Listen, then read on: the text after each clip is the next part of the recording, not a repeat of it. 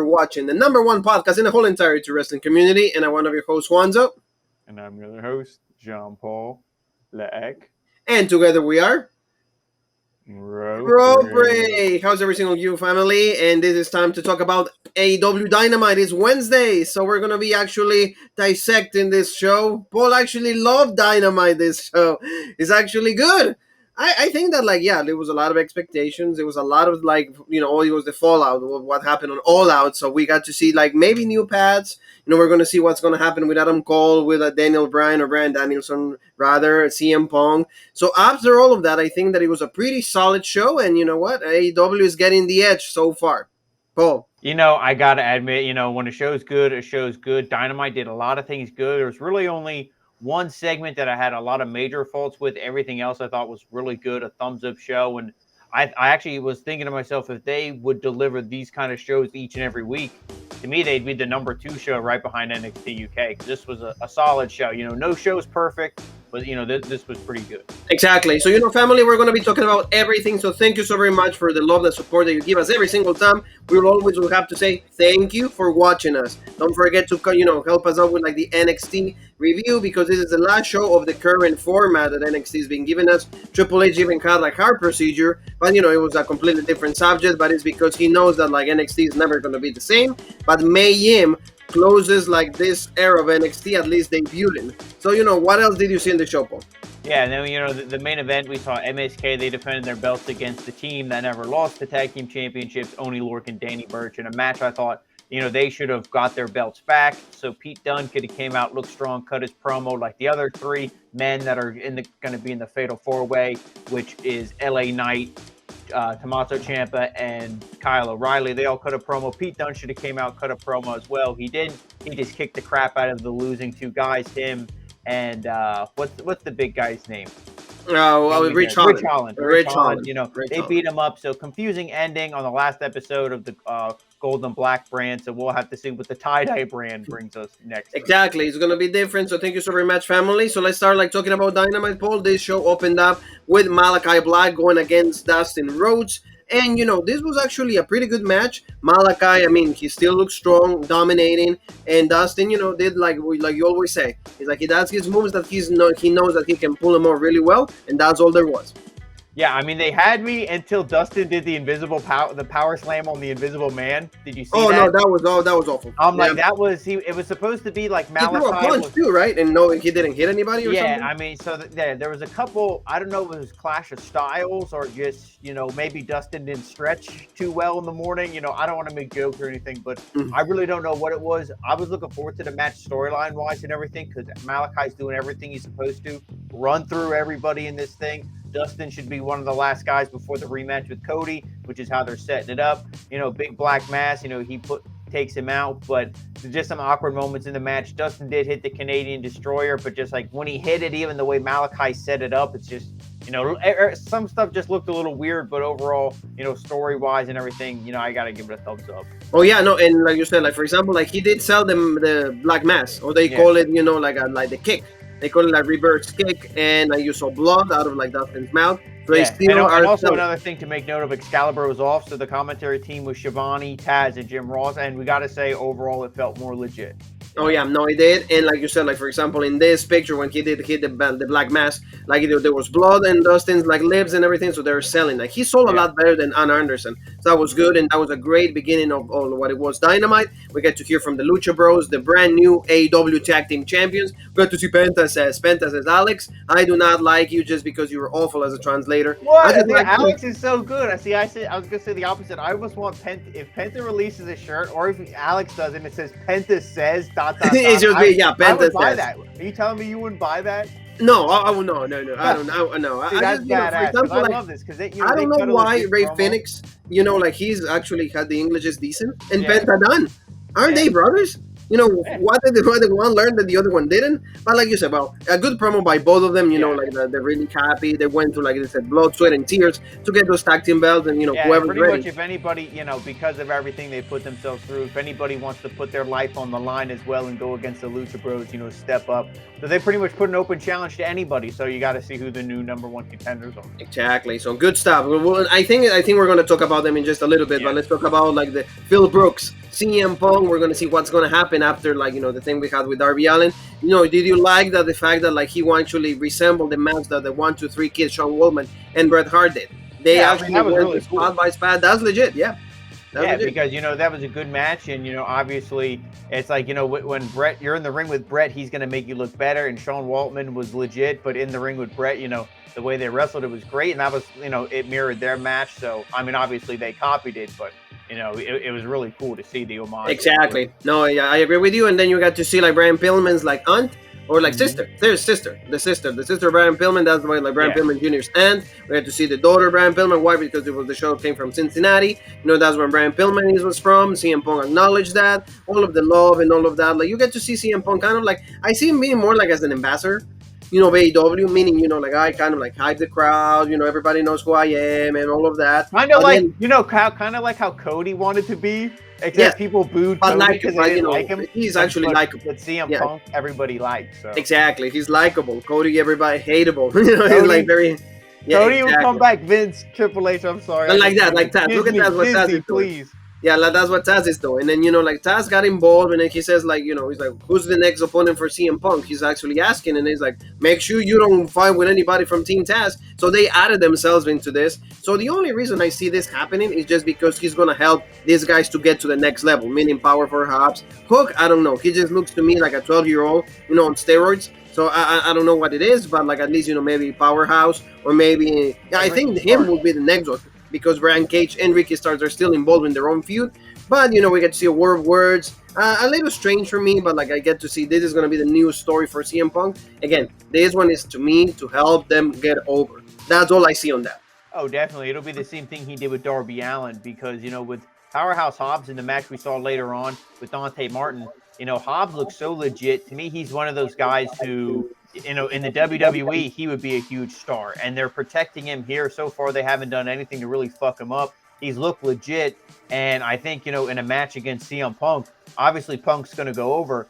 But, man, Punk is going to sell for this guy. He's going to make him look like the next Brock Lesnar. He's going to make him look like $1 million.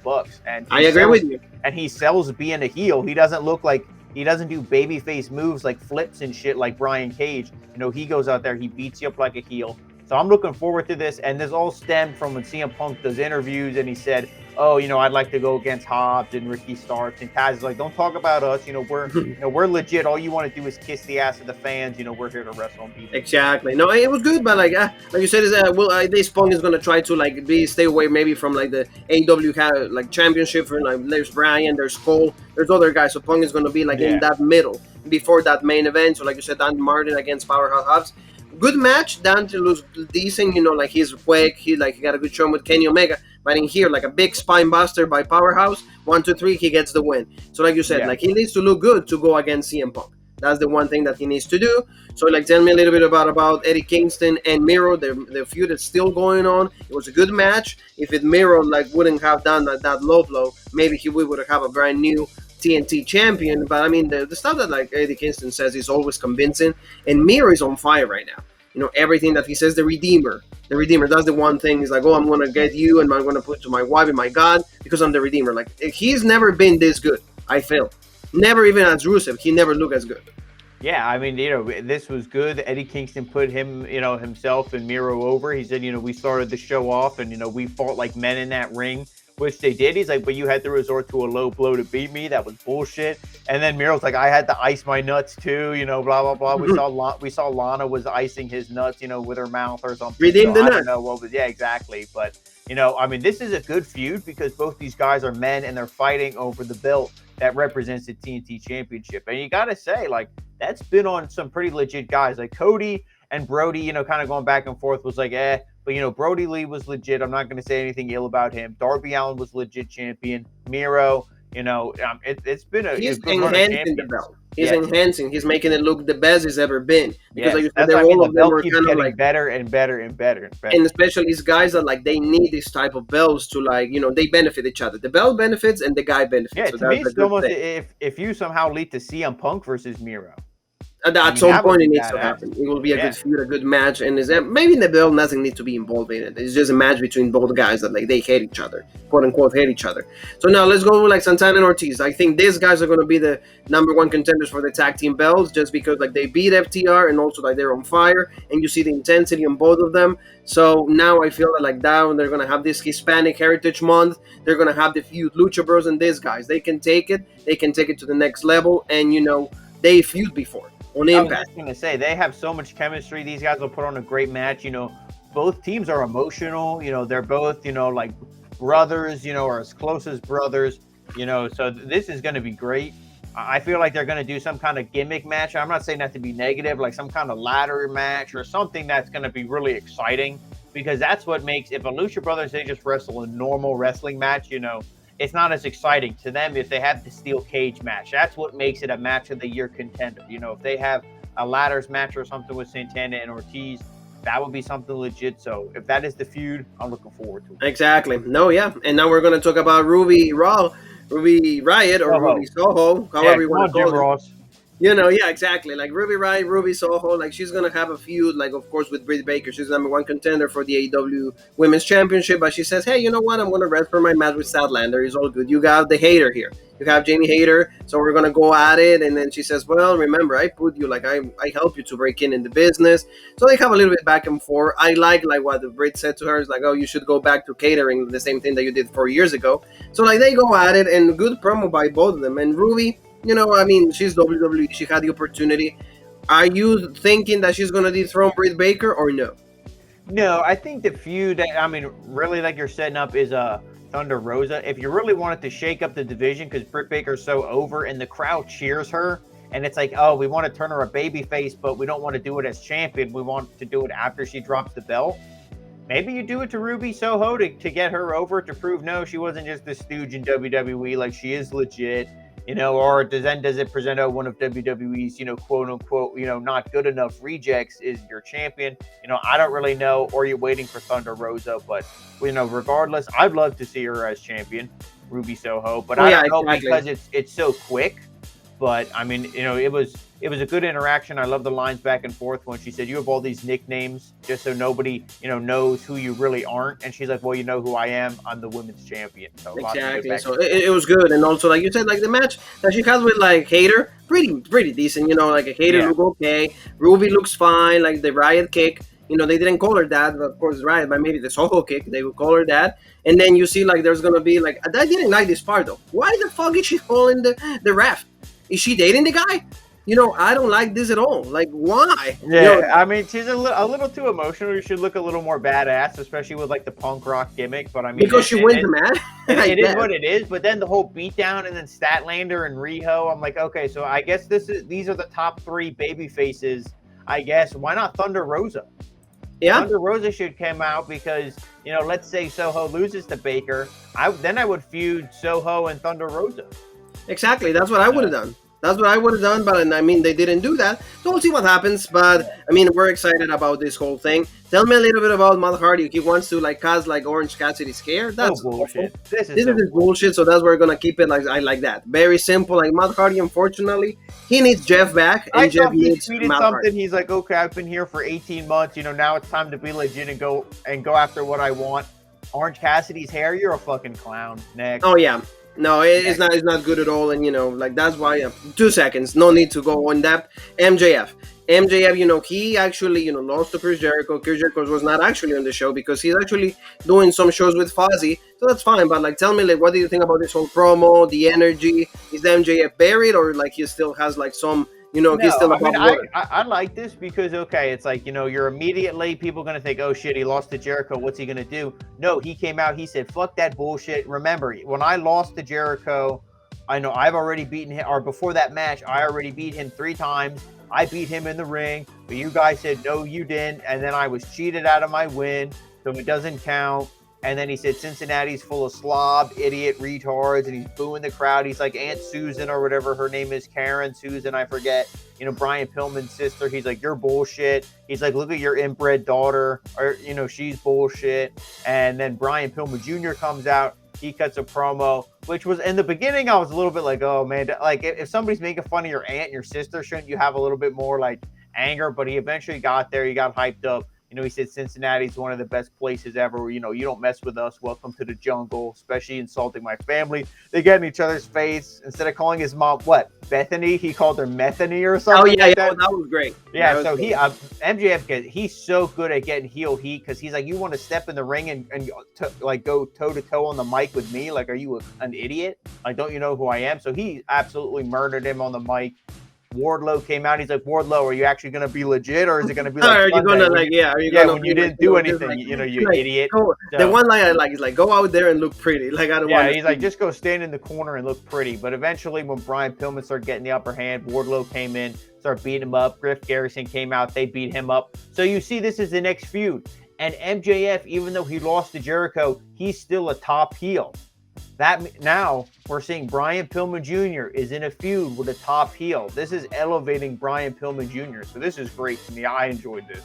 No, it's good, and like you said, like that's the stand of stuff that you need to keep doing for these guys. You need to show them, they can have like feuds with like top guys, and then like you said, it elevates. That was good. Yes, we're gonna see in the main event Cincinnati's own Jon Moxley going against Minoru Suzuki. That is going to be really good. And he says, welcome to the jungle. We got fun and games, and, you're going to die. So, like, pretty Guns N' Roses promo, like, I mean, I love Guns, so we're legit. Good job, Jon Moxley. So we're legit. Yeah, we're legit. Watch it, Moxley. I'm okay with him, but that's all there is. There's no, oh my God, no Jon Moxley. So let's talk about a little bit of like trios matches, like FTR with Sean Spears going against the Dark Order. And I mean, this is just why, because there's a lot of tension between these guys. And it seems to me that they're going to break up. Why? So then somebody named Mike Rotunda or Bray Wyatt can come and like solidify them, unite them again. Yes. I think that's what the story that they're telling me. And, pretty quick match, which is good. FTR looks great. Sean Spears actually gets the pin, so he actually beat somebody, so that's good for him. The Dead Valley Driver, 1, 2, 3. And then you see tension, like I said, Evil Uno, so against Alex Silver. John Silver. John Silver, there you go. John Silver, he was actually cleaning house, looking really good. He, beating up all three guys on the heel team, but then one of the Dark Order members was it might have even been Evil Uno. He got knocked to the floor, which caused a distraction. And then, John Silver hit him. That's why he hit him, because he was actually like blinded or something. Yeah, so then you said, it caused the tension. Evil Uno slaps him in the ring, and then all hell breaks loose, beat down. And before that, they showed Anna Jay. She was like, the hot mom. She's like, okay, kids, stop being bullshit. And they're like, okay, mom. So Anna Jay came out again, with Ty Conti, and they're like, why are you being bullshit? But they didn't listen. They still just beat each other up. So like you said, the Dark Order is like a complete mess, and this is fine. Break them up, and then just bring back the ones that are actually legit, but present them legit. Change their outfit, change their costume, change everything about them. You can keep the same guys, just present them legit. With Bray Wyatt, Wyndham Rotunda, whoever you want to call him. But, this is going to be good if that's what they do, but you got to present them legit. Almost like the Ministry. How the Ministry, we were evil and we were spooky, but we're still badass. We're still exactly. believable. No, you're absolutely right. That's what they need to do to make sure that like this is going to work this time. Yeah. Because if it doesn't, it's going to be almost like the third time that you try to like sell me on these guys, and it has not worked any of those in the like ones before. But like you said, it's going to be good. Also, we got to hear promos by Tay Conti, but like Anna Jay, like they're going to still feud with like Penelope 4 and also with like the Bunny and whatever. Thunder Rosa, she says that she's lost. Like in the Battle Royal, she came a little short, but like Thunder Rosa never gives up. That's good. I really like that. And then we got to hear from like Tully Blanchard. He actually challenged Sting, saying that, hey, at some point we're going to cross paths one more time, and now Darby Allin is going to go against Sean Spears. So good stuff for Tully. I know you love this, so it's pretty legit. They're trying to make everybody have like a little bit of importance here, so it's good. I mean, he pretty much said, he's like, it'll be you and me, because he said like the difference between himself and Sting is Tully elevates guys and he coaches them, and Sting, he's just riding Darby Allin's coattails, riding his popularity. He's not helping Darby Allin. He's just like, and you've been doing that your whole career, just riding off the popularity and the skill of other people. So he's like, our paths are going to cross again, like you mentioned. He said, it's you and me one more time in the ring. So I'm like, are they going to do a tag team match? Are they going to do a one-on-one? I mean, Tully looks in shape for his age, and we know Sting is all right, but I don't know if, how this is going to turn out. But that's all. That's Laura exactly. Words was definitely like, huh? Like what's going on? Yeah, But yeah, exactly. So we're gonna see in Rampage like they're gonna be Max Caster's back. Like I remember, like a lot of people thought that he was gonna be out from AEW because of like the thing that he said about the girl of the Olympics, yeah. like all of that he had, but now he's back actually, and then he's gonna go against Brian Pillman and Rampage. So that show is already done for me. I'm not really behind all of these Oh, things. see, I'm excited for the Pac and Andrade match. Oh yeah, yeah, Andrade I and will Pac is probably gonna be watch good. Rampage. So Andrade and Pac is going to be good, but like this is going to be another match is added, and also it was confirmed that like MJF is going to go against Brian Pillman Jr. at the show at the New York at the Arthur Ashe. Right now we yeah, have the U.S. Open. The 10 is a Grand Slam. We have that, but like in a few more weeks it's going to be AEW, so that's when they're going to have the match. So now, Paul, let's talk about like the main thing, like you said, like the Elite. I mean, this is cringy. It sucks. These guys like right now. These guys, they're right there. They're not really good at selling. I mean, all of that stuff is a little cringy. But then, Adam Cole comes out. So that was like the big thing that they had. Adam Cole addresses Tony Giovanni. He's like, hey, I know that like you're my like Brit's like man, like a friend, but like if you get close to her, I'm just gonna beat your ass. All of that stuff. He's like, get away from the ring. And then Adam Cole cuts a really good promo though, like saying that like now the Elite is finally complete. He's like, we've been doing this for a long time. And now, we're just complete, and I'm just happy that I'm there. And then we got to see Bryan Danielson with like Kenny Omega. What did you think about this interaction? I really enjoyed this. yeah. I mean, everything Adam Cole said. He sold himself legit and said how good he is and how the Elite is the reason why all the fans are here, why they sell out all these tickets, why they sell all this merch, why and that's all, and it shows because they were champions. Kenny Omega is the world champion. And that just is because they are the best. They are the Elite. And Omega says the same thing, that pretty much there's nobody left to challenge him. And he's like, you know what? And I hate being interrupted, especially like I was interrupted on Sunday and then Bryan Danielson's music hits again. And he comes out, he challenges Omega, and he's like, he grabs the microphone from Kenny, and he said, who wants to see me kick Omega's ass for the title? Everybody's chanting, yes, yes, yes. The crowd's absolutely going crazy. And then, he says that, you're scared to take me on in this match because you'll lose. Omega gets pissed, takes off his jacket. They start fighting. Eventually, the Elite comes in because Bryan Danielson. There we go. He gets pretty much like the bell lock on him. He gets that locked in there. And, then the whole Elite jump in. But then we see, Christian, Jungle Boy, Luchasaurus, Marco Stunt, Kazarian, and Kazarian took out Adam Cole. They had that right in the middle of the hard camp. So I'm like, oh, damn, Adam Cole done like already. But then we see that's going to be Adam Cole's first match. So we know, Kazarian got the better of him here, but Adam Cole's going to beat Kazarian. And that'll be a really good match. That'll probably be match of the night. I'm sure, that'll be at least hopefully 15 minutes, great in-ring action. But, this was a pretty good segment. The beatdown was all right, but, overall, I say good segment. It was good. It was good. So, like, other matches that we're going to see on Dynamite is going to be Jade Cargill against Layla Hirsch. Legit Layla Hirsch. That's going to be legit also. I feel for, like, both of them just because, Cargill needs this kind of, like match with, like, women that I'm convincing in the ring, and that's Layla. So we're going to see, like we mentioned before, Darby Allin against Shawn Spears. Another, like, good match probably, but it doesn't. The feud is not there. Whatever, we've seen this before, so we don't want to see this again. This is going to be for like another thing on the Arthur Ashe. That's going to be September 22nd, and it's going to be the return of Cody Rhodes against Malachi Black. This is when Cody's going to win, and Malachi's going to be done. So like until the 22nd, that's where we're going to see good stuff from like Malachi Black, and like Jean Paul was saying on Rampage, we're going to hear from Darby and Sting. Also, we're going to see, like, remember we mentioned about this, so there's going to be a 6-man or 6 women, tag. And, I mean, this is not good. I don't like this, but again, Rampage, they have too many shows. I don't know why they're going to do this. And, again, Max Caster against Brian Pillman Jr. Brian Pillman Jr. wins, so that way he goes legit to this match with MJF.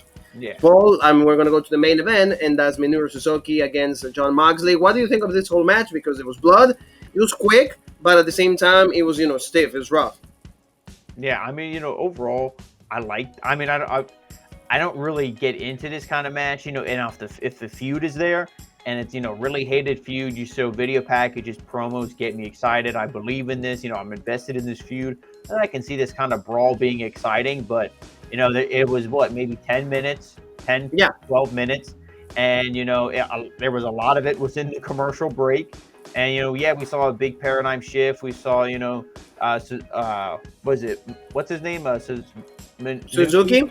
Yeah, Suzuki. Yeah, there we go. Suzuki. Yeah, his eye was busted open, and it was like, okay, that was legit. It got you into it, but then, just like another paradigm shit, he wasn't selling the clotheslines, and I'm like, oh, maybe Suzuki's gonna go over, and no, another paradigm shift, done 1, 2, 3, and then it's like, oh well, yeah, we're in Chicago. I'm in Cincinnati, so of Cincinnati. course, Moxley's gonna go over, and I mean, it was just a match to be like, yeah, the forbidden door's open. We did it. It's legit. We can do it again.